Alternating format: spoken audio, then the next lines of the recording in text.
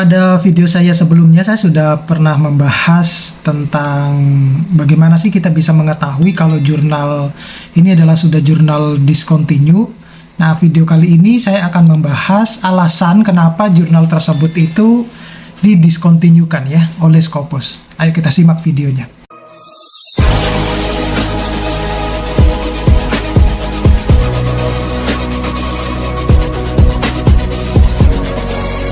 Baik Bapak Ibu, kalau di video saya sebelumnya saya sudah menjelaskan bagaimana kita bisa mengetahui daftar list jurnal yang sudah termasuk di jurnal discontinue ataupun cancelled yang terindeks Scopus ya. Nah, pada video kali ini seperti apa yang sudah saya jelaskan sebelumnya, ada alasan apa saja sih yang menyebabkan jurnal tersebut itu dikatakan jurnal discontinue pada indexing Scopus ya. Jadi kalau kita lihat pada Excel yang ini, yang saya beri warna kuning itu setidaknya ada 4 alasan yang diberikan dari Scopus itu kenapa suatu jurnal itu dinyatakan discontinue. Jadi kalau kita lihat ya di sini ada alasan radar, kemudian ada publication concern, kemudian ada continuous curation dan matrix. Nah, saya akan mencoba menjelaskan apa dari maksud keempat alasan tersebut, kenapa jurnal itu kemudian didiscontinue, dan kemudian kita akan mempraktekkan pada jurnal yang memang untuk mengetahui bahwa sebenarnya jurnal itu kenapa kok di discontinue gitu ya. Selain alasan ini nanti kita akan coba praktek langsung gitu. Nah, jadi saya sudah mendownload ini PDF-nya yang dari Scopus ya. Bapak Ibu bisa mendapatkan file ini sebenarnya di Scopus. Nah, karena yang kita akan pelajari itu adalah yang berkaitan dengan alasan, setidaknya ada 4 alasan tersebut ya. Jadi kalau kita langsung ke bagian sini, bagian matrix ya. Nah, di sini dijelaskan bahwa kalau yang matrix itu setidaknya itu ada suatu jurnal yang dikatakan discontinue karena matrix itu maksudnya seperti apa sih? Jadi bila jurnal tersebut itu tidak memenuhi satupun dari 6 benchmark ya, 6 benchmark selama 2 tahun berturut-turut. Ya, selama 2 tahun berturut-turut. Jadi apa saja sih 6 benchmark yang disyaratkan di dalam Scopus? Misalnya seperti ada self citation ya. Self citation itu benchmark yang disarankan adalah lebih dari 200% ya dibandingkan dengan total rata-rata dari subjek pada bidang tersebut. Jadi ketika kita misalnya mempublish suatu jurnal, artikel ya, ketika kita mempublish artikel kita kepada jurnal tertentu, nah biasanya jurnal itu juga memperhatikan seberapa banyak referensi yang digunakan di jurnal tersebut. Contohnya misalnya seperti itu. Bapak Ibu mau publish nih di jurnal A gitu, atau kita sebutin nama jurnalnya aja ya. Misalnya jurnal, kalau di bidang saya katakanlah yang hazardous misalnya, hazardous. Nah, di artikel-artikel kita itu banyak kita mensitasi jurnal-jurnal yang dari hazardous. Nah, mereka untuk menghindari terjadinya self citation ini, maka besar kemungkinan paper kita itu akan ditolak. Akan ditolak karena untuk menghindari terjadinya self citation. Oleh karena itu, kalau saran saya, kalau misalnya Bapak Ibu itu mau mempublish artikelnya, coba perhatikan, hitung jumlah hitung jumlah ini ya, hitung jumlah referensi yang nama jurnalnya itu kita dapat mengetahui berapa sih jurnalnya. Misalnya di dalam satu artikel kita itu terdapat katakanlah ada 20 jurnal yang berasal dari hazardous tadi ya. Nah, maka besar kemungkinan kalau kita publish ke hazardous, artikel kita submit ya, bukan publish, kita submit ke hazardous, besar kemungkinan bisa ditolak oleh hazardous karena kita lebih banyak mensitasi jurnal yang dari hazardous. Oleh karena itu sebaiknya kita mensubmitnya ke jurnal yang bukan yang hazardous. Contohnya semacam itu. Nah, kemudian Dari Scopus ini 6 matriks dan benchmark ini atau disebut dengan ambang batas ya. Jadi kita ketika tidak memenuhi maka jurnal tersebut itu akan dievaluasi dan diberi peringatan. Jadi ketika dalam 2 tahun terakhir mereka masuk di salah satu ini ya, kalau saya bilang lah larangan lah, batas ambang ini ya, maka itu akan dievaluasi dulu. Nah, ketika tidak ada terjadi perubahan pada tahun berikutnya, maka akan direevaluasi. Setelah direevaluasi juga tidak ada perubahan dari apa yang dia syaratkan di dalam matriks tersebut, maka besar kemungkinan jurnal tersebut kemudian akan didiscontinue. Seperti itu. Ya. Jadi tidak memenuhi salah satu dari 6 benchmark selama 2 tahun berturut-turut. Nah, jadi bisa kita lihat di sini Bapak Ibu benchmarknya itu seperti apa. Termasuk total citation rate-nya itu kurang dari 50% dibandingkan dengan rata-rata dari subject field-nya ya. Kemudian side score-nya itu kurang lebih 50% dibandingkan dengan rata-rata subject fields. Ada juga jumlah artikel ya, jumlah artikel yang publish pada satu jurnal tersebut ya, pada satu edisi tersebut ya. Jadi bukan hanya menghitungnya bukan hanya pada satu artikel saja, tetapi dari jurnal tersebut itu tuh berapa persen.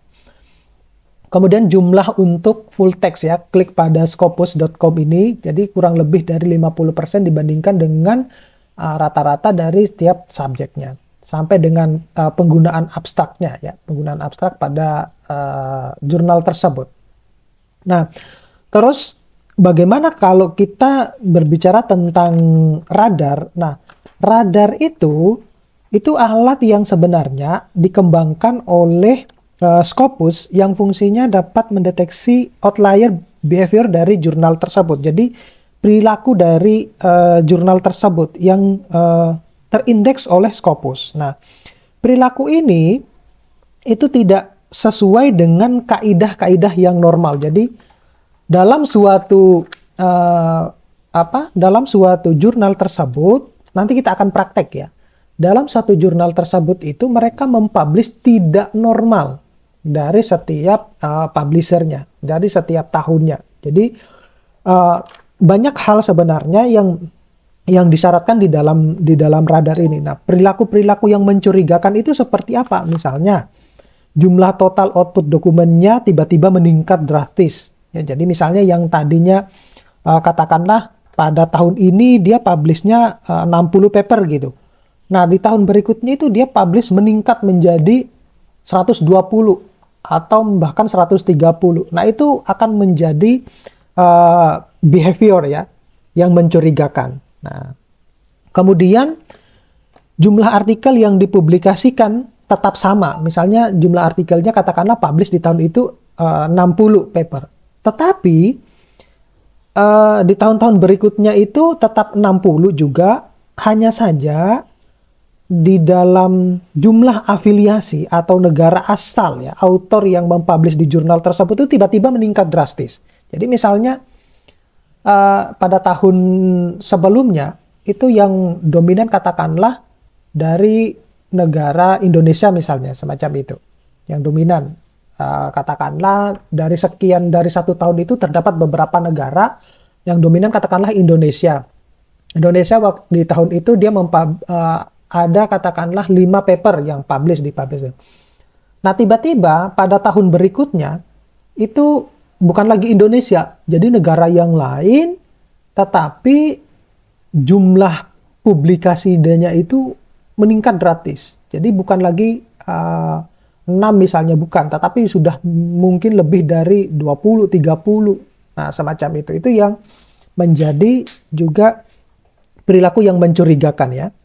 Nah, kemudian ada perubahan drastis dari jumlah citasinya, termasuk ini yang disebut dengan self publikasi. Jadi banyak yang mensitasi dari jurnal-jurnal tersebut. Jadi paper yang publish di tahun tersebut itu ketika dicek referensinya oleh radar ini tadi, ternyata banyak nih jurnal-jurnal yang memang disitasi dari jurnal asalnya. Nah, itu tadi yang saya sebutkan di awal tadi, bahwa kalau misalnya Bapak Ibu sudah mengetahui bahwa dari sekian referensi yang Bapak gunakan yang Bapak Ibu gunakan di dalam apa artikel.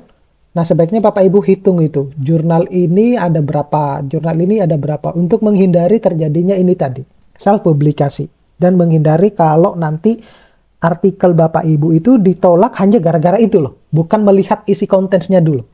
Jadi ditolak hanya gara-gara self publikasinya ya. Nah, kemudian yang ketiga itu adalah kategori ya, atau kriteria yang disyaratkan di dalam Scopus tersebut. Nah, kalau kita lihat ya di tabel ini, jadi ada kategori ataupun kriteria yang disyaratkan di dalam jurnal tersebut, di dalam Scopus, untuk biar jurnal itu dikatakan mungkin kalau sudah discontinue berarti mereka tidak memenuhi kriteria-kriteria tersebut di sini. Mulai dari jurnal kebijakan jurnalnya, kemudian ada kontennya, jurnal standingnya, publikasi regulernya, dan juga online availability. Jadi ketersediaan secara online gitu seperti apa. Nah, ini yang juga harus diperhatikan ketika kita mau mensubmit ke dalam jurnal tersebut. Nah, beberapa bulan kemarin itu heboh di grupnya komunitas dosen ya, yang salah satu jurnal yang Q2 mereka sudah mensubmit ya, dan bahkan ada yang baru submit, kemudian sudah pemberitahuan sudah ada mau dipublish, tiba-tiba ada informasi kalau jurnal tersebut itu akan discontinue. Nah, itu yang harus diperhatikan oleh Bapak Ibu ya.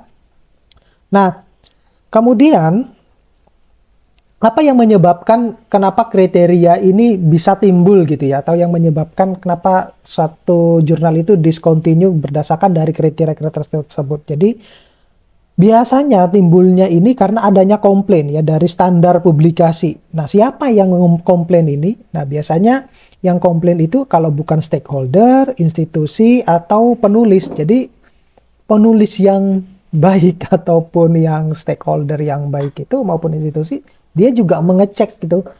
Oh, ini kok kayaknya sepertinya jurnal ini cara nge-reviewnya tidak baik, cara mempublishnya tidak baik. Jumlah publisher setiap tahunnya kok berbeda. Nah, itu bisa dilaporkan ke jurnal itu, dilaporkan oleh stakeholder, institusi, ataupun penulis. Kemudian Scopus itu akan menyatakan kalau jurnal tersebut itu sudah tidak memenuhi kriteria yang ditetapkan, tentunya berdasarkan dari hasil ini ya, hasil direview dulu, kemudian akan diberikan notifikasi gitu, notifikasi untuk bisa memenuhi kembali persyaratan tersebut ya.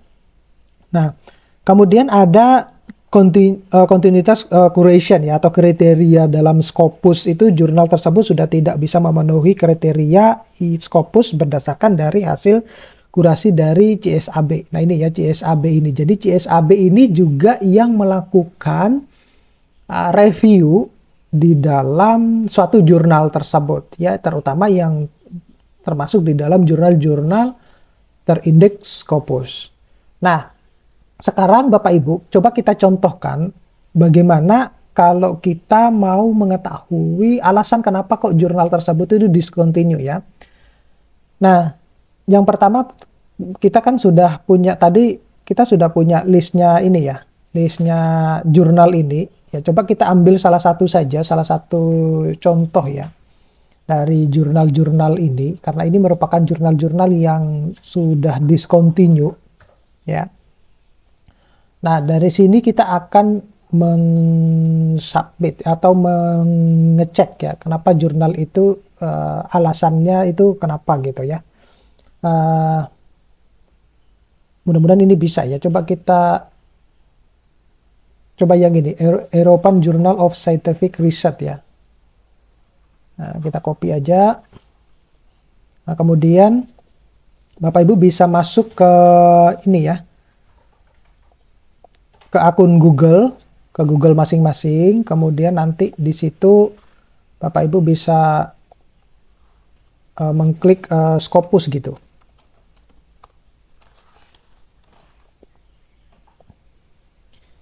Nah, ketika sudah pada halaman Scopus seperti ini, Bapak Ibu tinggal langsung ke source-nya.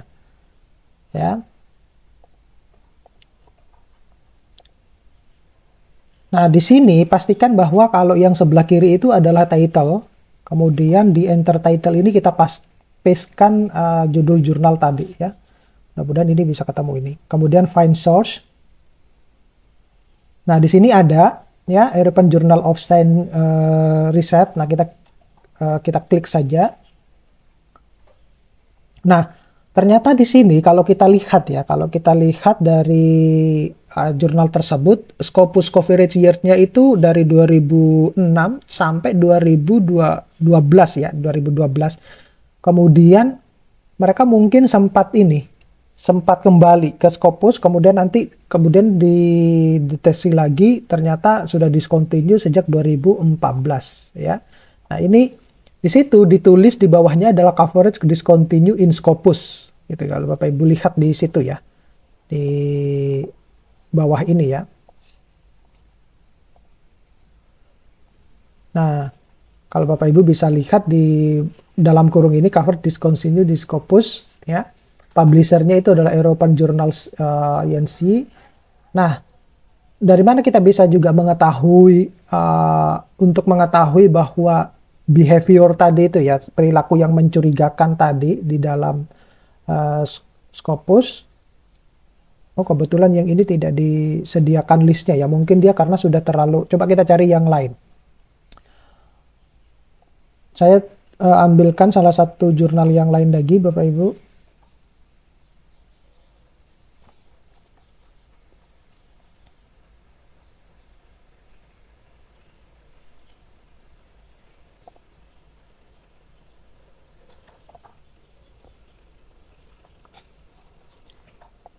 Nah, ini yang coba kita coba yang ini.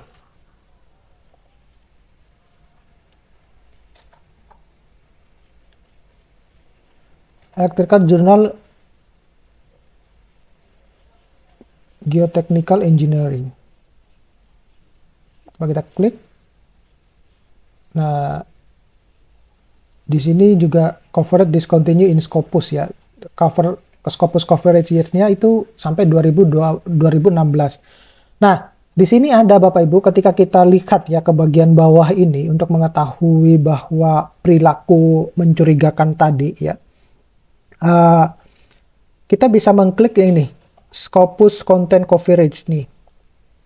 Nah, di sini bisa kita lihat bahwa terjadi perubahan-perubahan yang mencurigakan dari jurnal tersebut. Kan kita lihat ya, mulai tahun 2009 ini jumlah paper yang dipublish itu adalah 98, atau ini 2007 lah. 2007 itu dari 25 paper, 25 dokumen, tiba-tiba 2008 itu meningkat drastis sampai 82 dan seterusnya. Ini meningkat drastis tersebut. Nah, ini yang menjadi ketika di radar oleh Scopus itu menjadi kasus yang yang mencurigakan. Ini yang kembali lagi ke radar tadi, ke perilaku yang mencurigakan tadi. Jadi kalau publikasinya itu sudah meningkat drastis dari apa yang sebelumnya, kalau mungkin Bapak Ibu pernah lihat ya, pernah dengar, kalau di Sinta-Sinta itu kan kebanyakan kan dibatasin ya, misalnya Sinta sekian itu hanya cuma 10 paper per edisinya. Nah, itu yang dimaksud seperti itu ya. Oke, terima kasih, mudah-mudahan ini bisa bermanfaat. Sampai ketemu pada video-video saya selanjutnya. Kalau memang ini bermanfaat buat Bapak Ibu, jangan lupa untuk sharing ya videonya, subscribe, like, share, dan komen. Terima kasih. Saya akhiri. Assalamualaikum warahmatullahi wabarakatuh.